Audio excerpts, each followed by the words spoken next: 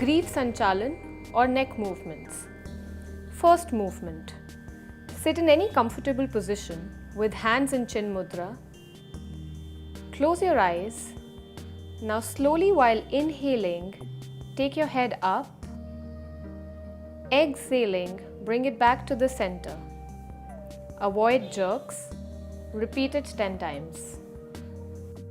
Second movement. Keep your eyes closed. Inhale center.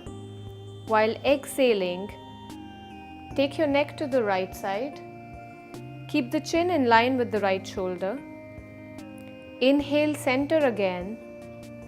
Exhale, take your neck to the left side. Repeat 5 times on each side. Third movement. Keep your eyes closed. Inhale center. Exhale, drop the head towards the right shoulder. Don't strain your neck. Touching the shoulder is not important. Inhale center again. Exhaling, drop the head to the left shoulder. Keep your shoulders relaxed without lifting up. Inhale back to the center. Repeat it 5 times on both sides. Skand chakra or shoulder rotation. Place the fingers on the shoulders.